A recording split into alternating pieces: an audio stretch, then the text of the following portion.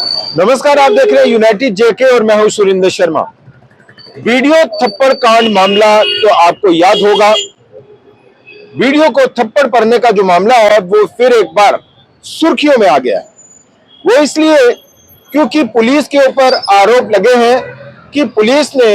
अपने साथी यानी उस डीएसपी पर कोई कार्रवाई नहीं की है और इसको लेकर अब कोर्ट ने ये कहा है कि भाई ये बताइए कि डीएसपी सुनील जसरोटिया, जिनके ऊपर आरोप है कि वीडियो को जो 10 नवंबर को जो मामला घटना हुई थी जिसमें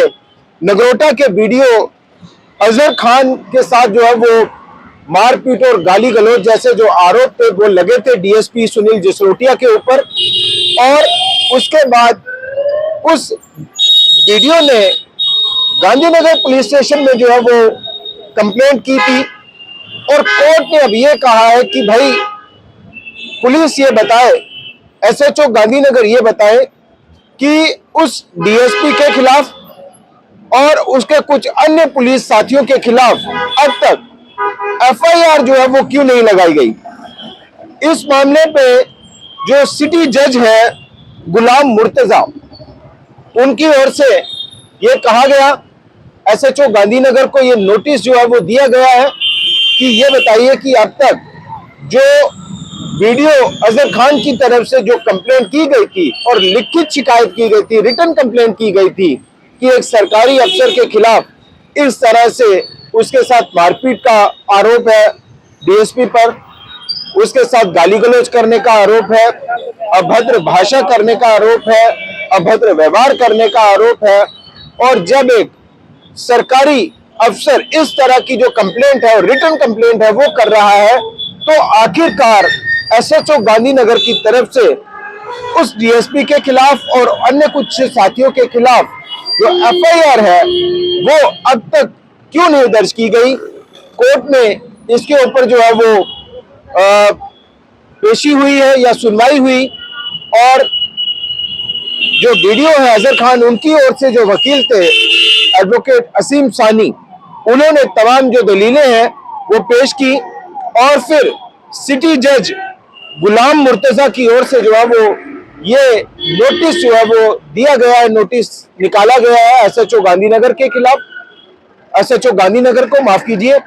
और ये कहा गया कि इस पूरे मामले को लेकर अब तक की जो स्टेटस रिपोर्ट है वो कोर्ट में दी जाए, बताई जाए कि आखिरकार उस कंप्लेंट के बदले में या उस कंप्लेंट पर कार्रवाई करते हुए गांधीनगर पुलिस स्टेशन की ओर से क्या किया गया है, क्या कुछ कार्रवाई की गई है। चूंकि रिटन कंप्लेंट जो है वो कहीं ना कहीं एक रिकॉर्ड होता है और उसका फॉलोअप पुलिस को बताना पड़ता है, दिखाना पड़ता है कि बताइए एक रिटन कंप्लेंट अगर आपके थाने में की जाती है तो उस पर कार्रवाई क्या हुई, उस पर एक्शन क्या हुआ, और वो पूरी स्टेटस रिपोर्ट जो है वो कोर्ट को बताई जाए, कोर्ट में सबमिट की जाए। ये वही मामला है 11 नवंबर को नगरोटा विधानसभा के चुनाव के और 10 नवंबर को ये जो मामला है वो सामने आता है, ये जो घटना है वो सामने आती है कि ये वीडियो साहब जो है वो उनके ऊपर भी आरोप थे कि वो गलत साइड से जा रहे थे, किसी गाड़ी के साथ जो है वो टकराव हो गया। उसके बाद पुलिस मौके पर पहुंची और पुलिस के साथ भी जो है वो फिर हालात जो है वो बेकाबू होते गए और ये जो नौबत है वो मारपीट तक आ गई और वीडियो ने पुलिस के ऊपर आरोप लगाए हैं, पुलिस जो है वो वीडियो के ऊपर आरोप लगा रही है और इन आरोपों प्रत्यारोपों के बाद ये पूरा मामला जो है वो काफी ज्यादा गर्मा गया। यहां तक गर्मा गया कि एक धर्म विशेष के कुछ ठेकेदारों की तरफ से, एक धर्म विशेष के कुछ सो कॉल्ड इंटेलेक्चुअल कहें या नेता कहें, उनकी तरफ से इसके ऊपर धर्मवाद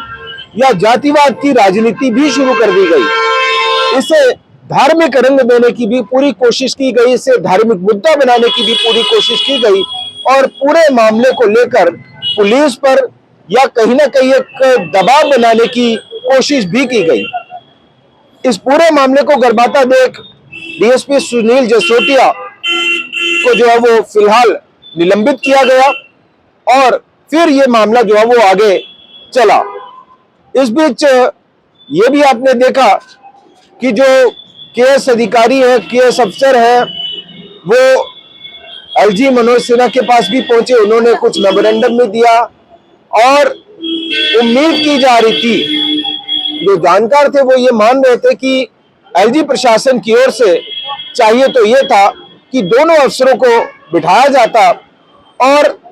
इस पूरे मामले को निपटाया जाता, ताकि समाज में, एडमिनिस्ट्रेशन में इसका कोई गलत मैसेज, कोई गलत संदेश ना जाए। लेकिन ऐसा नहीं हुआ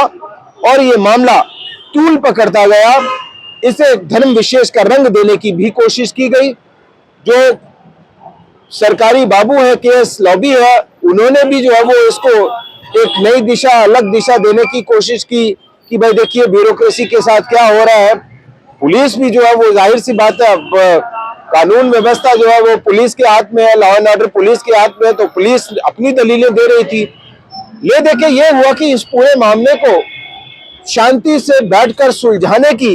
किसी तरफ से भी पहल नहीं हुई, ना पुलिस की तरफ से ना प्रशासन की तरफ से, और मामला जो है वो गरमाता गया। और अब